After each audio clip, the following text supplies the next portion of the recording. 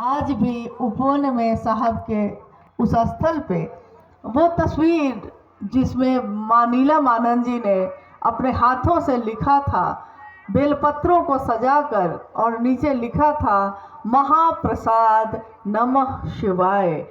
ये अभी भी लोगों के दर्शन के लिए रखे गए हैं और लोग उसका दर्शन करते हैं। न जाने कितनी घटना, न जाने कितने चमत्कार उनके जीवन में घटने लगे। जो कहते सो हो जाता।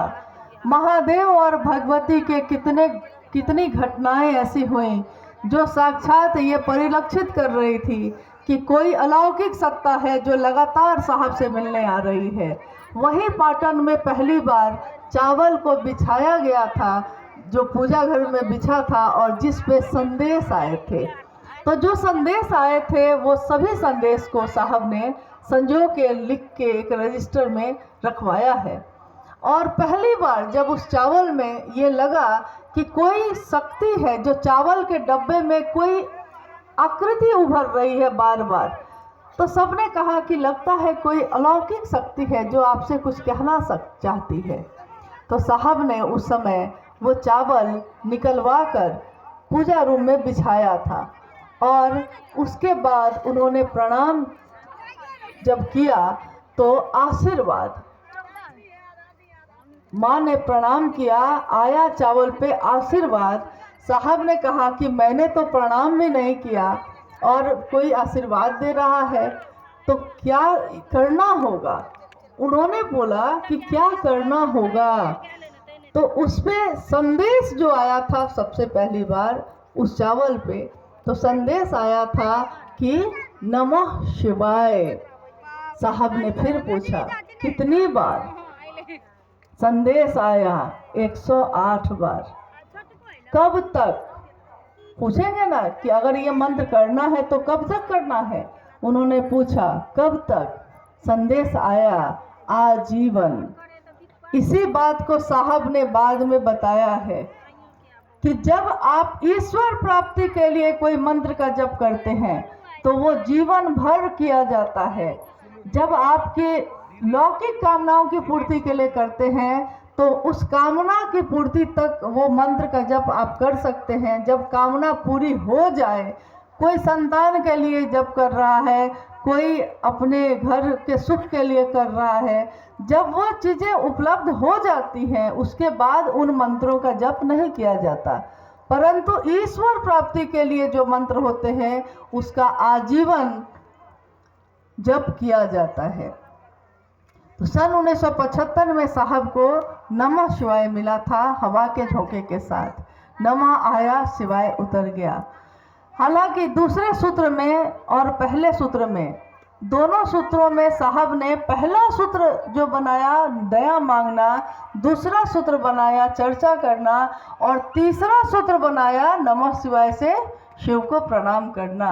आप चाहें तो 24 घंटे में एक बार माला पे जप कर सकते हैं और टुकड़े टुकड़े में जब मन हो, जब आपका मन महादेव पे टिके, तब आप अपने मन में महादेव को नमः शिवाय से सांस पे चढ़ा के, नमः सांस पे चढ़ा, शिवाय उतरा, तो नमः शिवाय ऐसा करके शिव को प्रणाम कर सकते हैं। शिव पुराण लिखता है कि एक समय आएगा जब समस्त जगत धर्म से विमुख हो जाएगा, पाप और अनाचार का बोलबाला हो जाएगा, गुरु और शिष्य परंपरा भी जाती रहेगी, और उस समय पूरी मानव जाति के सामने, समस्त मानव जाति के सामने एक ही विकल्प बचेगा, नमः शिवाय, शिव को प्रणाम। इसके सिवा कोई विकल्प नहीं बचेगा। तो इसीलिए जब साहब ने ये बातें तीनों सूत्रों के माध्यम से लोगों तक पहुंचाई, उसके बाद उन्होंने जब शास्त्रों का अध्ययन किया था 1986 में, तब उनको धीरे धीरे पता चलने लगा कि अरे ये तो 1982 से 1986 के बीच में उन्होंने जितने भी अध्ययन किए सभी जगहों पे गुरु नाम गुरुवे नमः, तुम त्रिभुवन गुरुवेद बखाना, संभवे गुरुवे नमः, सकला कल रूपाय संभवे गुरुवे नमः, ये पंक्तियां लिखी हुई प्रदीप्त दिख रही थी। और अक्सर साहब ने ये कहा कि लोग कहते हैं शास्त्र में भी ये लिखा है, शिव पुराण में ये लिखा है, और हमारे ऋषि मुनि भी ये कहते हैं कि शिव जैसा कोई नहीं। लेकिन न जाने क्यों उन्होंने गुरु शब्द पे अपना मौन रखा, गुरु के बात पे कुछ नहीं कहा। शास्त्रों ने ये तो लिख दिया कि नास्ति सर्व समो दाने, नास्ति सर्व समो देवो, नास्ति सर्व समा गति, नास्ति सर्व समो रणे। यानी शिव जैसा कोई देवता नहीं, शिव जैसा कोई दानी नहीं, शिव जैसा कोई योद्धा नहीं, शिव जैसा कोई नहीं। लेकिन साहब ने कहा काश उसी समय ये पंक्ति भी जोड़ दी जाती कि नास्ति सर्व समो गुरु, शिव जैसा कोई गुरु भी नहीं है।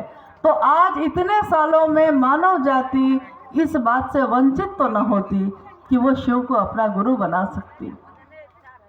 और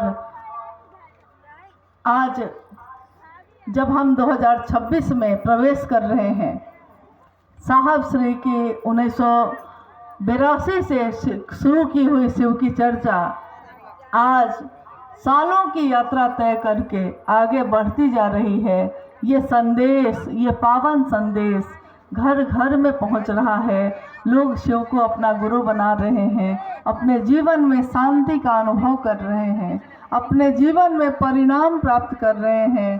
कहते हैं कि तेरा मुझसे है पहले का नाता कोई।